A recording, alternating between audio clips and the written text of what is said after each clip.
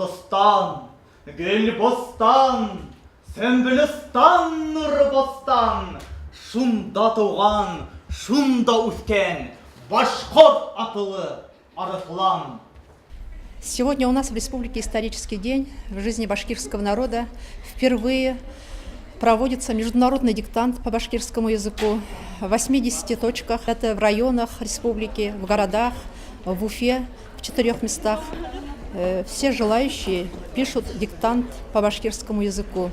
У нас в Башкирском государственном педагогическом университете имени Мифтахиддина Акмуллы в 3 аудиториях проходит это мероприятие. В 2 аудиториях пишут как родной, владеющие башкирским языком, а в одной аудитории пишут те, которые только-только начинают или владеют башкирским языком как государственным.